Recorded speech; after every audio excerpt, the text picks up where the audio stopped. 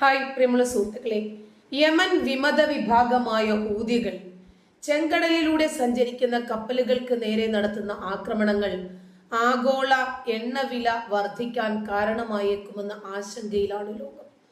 കഴിഞ്ഞ ദിവസം Brent crude എന്ന ബാരലിന് ഏകദേശം $1.40 ഉയർന്നതായി റിപ്പോർട്ടുകൾ വന്നു. ഒപ്പം ചെങ്കടലിലൂടെയുള്ള എല്ലാ എണ്ണ കയറ്റുമതിയും താൽക്കാലികമായി നിർത്തിവെക്കുന്നതായി എണ്ണ വ്യവസായ ഭീമന്മാരായ BP തിങ്കളാഴ്ച പ്രഖ്യാപിക്കുകയും ചെയ്തു. കൂടാതെ എണ്ണ കയറ്റുമതി വെട്ടിക്കുറയ്ക്കുമെന്ന റഷ്യയുടെ പ്രഖ്യാപനവും ആശങ്കയുടെ വ്യാപ്തി വർദ്ധിപ്പിക്കുന്നു. സുപ്രധാനമായ പടിഞ്ഞാറൻ തീരം ഉൾപ്പെടെ യമനിന്റെ ഭൂരിഭാഗം പ്രദേശങ്ങളും നിയന്ത്രിക്കുന്ന ഇറാൻ പിന്തുണയുള്ള ഹൂതി വിഭാഗം ഒക്ടോബർ മുതൽ ചെങ്കടലിലൂടെ പോകുന്ന ഇസ്രയേലുമായി ബന്ധമുള്ള വാണിജ്യ കപ്പലുകൾക്ക് നേരെ ആക്രമണം നടത്തുന്നുണ്ട്. ഹമാസിനുള്ള ഐക്യദാർഢ്യം എന്ന നിലയ്ക്കായിരുന്നു ഹൂതികളുടെ ഈ നീക്കം. ഇതിന്റെ ഭാഗമായി ഇസ്രായേൽ തുറമുഖങ്ങളിൽ നിന്ന് പോകുന്നതും വരുന്നതുമായ എല്ലാ കപ്പലുകളും ആക്രമിക്കുമെന്നും ഹൂതി വിഭാഗം ഇക്കഴിഞ്ഞ ഡിസംബർ 9 ഭീഷണി മുഴക്കിയിരുന്നു. അതിന് പിന്നാലെ ഡിസംബർ 15 ലോകത്തിലെ ഏറ്റവും വലിയ ഷിപ്പിംഗ് കാരിയറായ MSC പാലാറ്റിയം 3 അതിനു നേരെയും ഹൂതി വിഭാഗം ആക്രമണം നടത്തി. ഇത് കാര്യങ്ങൾ കൂടുതൽ വഷളാക്കി. ഡിസംബർ 15 ആക്രമണത്തെ തുടർന്ന് ലോകത്തിലെ 3 പ്രമുഖ ഷിപ്പിംഗ് കമ്പനികളായ CMA, CGM, ഹാപ്പഗ്ലോയിഡ് അതുപോലെ മെയ്സക് എന്നിവർക്കൊപ്പം ചെങ്കടലിലൂടെയുള്ള പ്രവർത്തനം നിർത്തിവെക്കുന്നതായി MSC അറിയിച്ചു. ഈ 4 കമ്പനികളാണ് ആഗോള സമുദ്ര വ്യാപാരത്തിന്റെ 53% കൈകാര്യം ചെയ്യുന്നത്. ഇതാണ് സംഭവത്തിന്റെ ഗൗരവം വർദ്ധിപ്പിക്കാൻ കാരണം. ഇതിനെല്ലാം പുറമെയാണ് എണ്ണ വ്യവസായ ഭീമന്മാരായ BPയും അവരുടെ പ്രവർത്തനം അവസാനിപ്പിച്ചത്. മറ്റ് വൻകിട എണ്ണ കമ്പനികളും ഈ ട്രെൻഡ് പിന്തുടർന്നാൽ എണ്ണവില ഉയരുമെന്നാണ് നിരീക്ഷകർ അഭിപ്രായപ്പെടുന്നത്. അറേബ്യൻ പെനിൻസുലയിൽ നിന്ന് എറിട്രിയയെയും ജിബൂട്ടിയെയും വേർതിരിക്കുന്ന ചെങ്കടലിലെ ബാബൽ മണ്ടേബ് കടലിടുക്കിൽ വെച്ച് 13 വാണിജ്യ കപ്പലുകളാണ് ഇതുവരെ ഹൂതികൾ ആക്രമിച്ചത്. ആഗോള വ്യാപാരത്തിന്റെ ഏകദേശം 12% നടക്കുന്നത് ചെങ്കടൽ മേഖലയിലെ സൂയസ് കനാൽ വഴിയാണ്. അതുകൊണ്ട് തന്നെ ഈ മേഖല നേരിടുന്ന ഏതൊരു ഭീഷണിയും ആഗോള തലത്തിൽ വലിയ പ്രത്യാഘാതങ്ങൾ സൃഷ്ടിക്കും. ചെങ്കടൽ വഴിയുള്ള വ്യാപാര പാത ഉപയോഗിക്കാൻ സാധിച്ചിട്ടില്ലെങ്കിൽ പിന്നെയുള്ള ഏക വഴി ആഫ്രിക്ക ചുറ്റിവരിക എന്നതു മാത്രമാണ്. അങ്ങനെ ഒരു സാഹചര്യം ഉണ്ടായാൽ വാണിജ്യ കപ്പലുകൾക്ക് ആയിരക്കണക്കിന് മൈലുകൾ കൂടുതൽ യാത്ര ചെയ്യേണ്ടതായി വരും. ഇത് ചരക്ക് വിതരണത്തിൽ കാലതാമസം ഉണ്ടാക്കുകയും ഇന്ധന ചെലവ് വർദ്ധിപ്പിക്കുകയും ചെയ്യും. എണ്ണയും ഡീസലും ഇന്ധനവും പോലെയുള്ള യൂറോപ്പിന്റെ ഊർജ വിതരണത്തിന്റെ വലിയൊരു ഭാഗം ഈ ജലപാതയിലൂടെയാണ് വരുന്നത്. അതിന് തടസ്സം നേരിടുന്നതോടെ യൂറോപ്പിൽ വിലക്കയറ്റത്തിനും ഊർജ പ്രതിസന്ധിക്കും വഴിവെക്കും.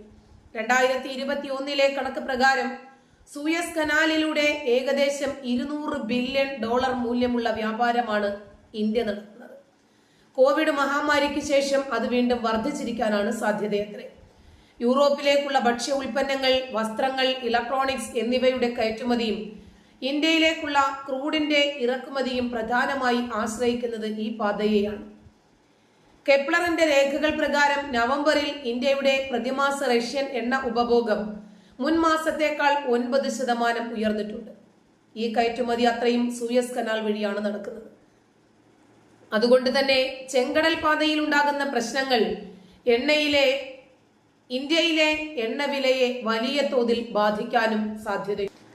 ഇതേസമയം ഹമാസും ഇസ്രായേലും തമ്മിൽ തുടരുന്ന യുദ്ധത്തിൽ ഗാസയാണ് പ്രതിപട്ടികയിൽ ഇടം നേടുന്നത്. ഇപ്പോഴും ഗാസയിലെ ഇസ്രായേൽ ആക്രമണം 3 മാസം പിന്നിടുമ്പോൾ യുദ്ധ ദുരിതങ്ങളുടെ ഭീകരത പേര് ഗാസയിലെ കുട്ടികൾ വളരുന്നു. കുറെ എണ്ണം മരിക്കുകയും ചെയ്യുന്നു. ശുദ്ധമായ കുടിവെള്ളമില്ലാതെയും ശുചിമുറി ഉൾപ്പെടെയുള്ള സംവിധാനങ്ങളുടെ അഭാവവും ആയിരക്കണക്കിന് കുട്ടികളുടെ ജീവൻ അപകടത്തിലാക്കുന്നു എന്നാണ് യൂണിസെഫ് മുന്നറിയിപ്പ് നൽകുന്നത്. തെക്കൻ ഗാസയിലെ അഭയാർത്ഥികളായി 10,000-ങ്ങളാണ് ഇപ്പോഴും കഴിയുന്നത്. അവരിൽ ഒരാൾക്ക് 1.5 മുതൽ 2 ലിറ്റർ വെള്ളമാണ് ഒരു ദിവസം ലഭ്യമാകുന്നത്. ഈ സാഹചര്യം ഒരു വലിയ വിഭാഗം ജനങ്ങളുടെ അതിജീവനത്തെ പ്രതികൂലമായി ബാധിക്കുന്ന തരത്തിലേക്കാണ് നീങ്ങിക്കഴിയുന്നത് എന്ന് യൂണിസെഫ് അറിയിക്കുന്നു. ബുധനാഴ്ച പുറത്തിറക്കിയ പ്രസ്താവനയിലാണ് യൂണിസെഫ് ഇക്കാര്യം ചൂണ്ടിക്കാണിച്ചത്. അഭയാർത്ഥികളാക്കപ്പെട്ടവർക്ക് ലഭിക്കുന്ന പരിമിതമായ സഹായ വിതരണങ്ങളും അടിസ്ഥാന സൗകര്യങ്ങളുടെ നാശവും കുട്ടികളുടെ രോഗസാധ്യത വർദ്ധിപ്പിക്കുന്നതായി യൂണിസെഫ് വ്യക്തമാക്കുന്നു. ഒരു മനുഷ്യന്റെ ആരോഗ്യപരമായ ജീവിതത്തിന് പ്രതിദിനം ചുരുങ്ങിയത് 3 ലിറ്ററെങ്കിലും ശുദ്ധജലം ആവശ്യമാണ്. പാചകം ചെയ്യുന്നതിനും മറ്റാവശ്യങ്ങൾക്കുമായിട്ടുള്ള വെള്ളം അതുകൂടി കണക്കാക്കിയാൽ ഇത് പ്രതിദിനം 15 ലിറ്ററായി ഉയരും. എന്നാൽ ഗാസയിലെ കുട്ടികൾക്ക് കുടിക്കാൻ 1 തുള്ളി ജലം മാത്രമാണ് ഇപ്പോൾ ലഭിക്കുന്നത്. ആവശ്യമായ അളവിൽ ശുദ്ധജലം ലഭ്യമാവുക എന്നത് ജീവിതത്തിന്റെ അടിസ്ഥാനമാണ് എന്നും UNICEF executive director Catherine Russell വ്യക്തമാക്കുന്നു. ജലദൗർലഭ്യം കുട്ടികളെയും അവരുടെ കുടുംബത്തെയും മലിനമായ ജലം ഉപയോഗിക്കുന്നതിന് പ്രേരിപ്പിക്കുന്നു.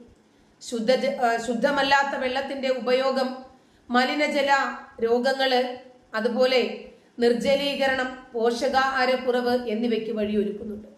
ഭാവിയിൽ കുട്ടികളെ നിത്യരോഗബാധിതരാക്കുന്നതിലേക്കും മരണത്തിലേക്കും നയിക്കും ഈ ഒരു അവസ്ഥ തുടരുകയാണെങ്കിൽ. ഇതിലൂടെ വലിയ ദുരന്തമായിരിക്കും ഗാസയെ കാത്തിരിക്കുന്നതെന്നും UN മുന്നറിയിപ്പ് നൽകുന്നു. ഗാസയിലെ പകർച്ചവ്യാധികളുടെ കണക്കുകൾ ഈ സാഹചര്യത്തിലെ അടിവരയിടുന്നതാണ് എന്നും UN ഏജൻസികൾ ചൂണ്ടിക്കാണിക്കുന്നു. നവംബർ 29 മുതൽ ഡിസംബർ 10 വരെയുള്ള WHO-യുടെ, അതായത് വേൾഡ് ഹെൽത്ത് ഓർഗനൈസേഷൻ, അതിന്റെ കണക്കുകൾ പ്രകാരം 5 വയസ്സിന് താഴെയുള്ള കുട്ടികളിലെ ഉദര സംബന്ധമായ അസുഖങ്ങൾ 66% ഉയർന്നതായിട്ടാണ് റിപ്പോർട്ടുകൾ. മുതിർന്നവരിൽ ഇത് 55% വർധനയും രേഖപ്പെടുത്തിയിട്ടുണ്ട്. ഇതിനു പുറമെ മെനിഞ്ചറ്റിസ്, ചിക്കൻപോക്സ്, മഞ്ഞപ്പിത്തം, ശ്വാസകോശ അണുബാധകൾ എന്നിവയും ഉയർന്നതായി UN office for the coordination of humanitarian affairs വ്യക്തമാക്കുന്നു. നിലവിൽ ഗാസയിൽ ലഭ്യമാകുന്ന മാനുഷിക സഹായ വിതരണങ്ങൾ ഇപ്പോഴുള്ള ജനങ്ങളുടെ ആവശ്യങ്ങൾ നിറവേറ്റുന്നില്ല എന്നാണ് മറ്റൊരു യാഥാർത്ഥ്യം. പല ക്യാമ്പുകളിലും ഉൾക്കൊള്ളാനാകുന്നതിലും അധികം ജനങ്ങളാണ് കഴിയുന്നത് എന്നും റിപ്പോർട്ടുകൾ വ്യക്തമാക്കുന്നു.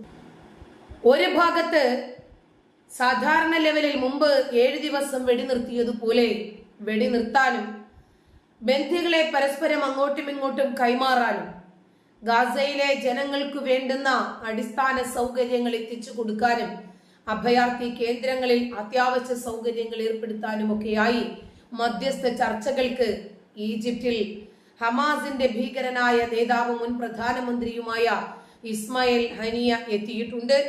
മധ്യസ്ഥ ചർച്ചകൾക്ക് ഈജിപ്തും ഖത്തറുമാണ് മുന്നിൽ നിൽക്കുന്നത്. ഇവരുമൊക്കെയായി സമാധാനമായ ചർച്ചകൾ തുടരുമ്പോൾ ഒരു ഭാഗത്ത് ആക്രമണം വർദ്ധിക്കുകയാണ്.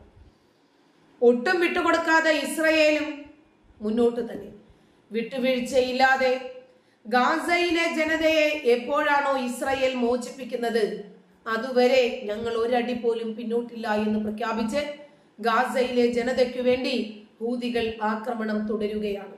അതിന്റെ ഭാഗമായിട്ടാണ് ഈ കപ്പലുകളൊക്കെ തടഞ്ഞതും എണ്ണക്കപ്പലുകൾ ഇനി തൽക്കാലത്തേക്ക് സർവീസ് നിർത്തിവെച്ചതുമായി ബന്ധപ്പെട്ട വാർത്തകളൊക്കെ പുറത്തു വന്നത് അതിന്റെ അടിസ്ഥാനത്തിലാണ്. ഈ യുദ്ധം ലോകവ്യാപകമായി പിടിപെടാതിരിക്കാൻ വേണ്ടി ഒരുപാട് രാജ്യങ്ങൾ കിണഞ്ഞ് പരിശ്രമിക്കുമ്പോൾ ഹമാസിനും ഇസ്രായേലിനും അങ്ങനെ ഒരു ചിന്തയേ ഇല്ല. ഇസ്രായേലിന് പ്രതിരോധിക്കാൻ അവകാശമുണ്ട്. ആ പ്രതിരോധവും പ്രത്യാക്രമണവുമാണ് ഇസ്രായേൽ നടത്തിക്കൊണ്ടിരിക്കുന്നത്. പക്ഷേ തങ്ങളാണ് തെറ്റ് ചെയ്തത് എന്ന ബോധമില്ലാതെ ആദ്യം ഇസ്രായേലിനെ അങ്ങോട്ട് കടന്നാക്രമിച്ചത് നമ്മളാണ്.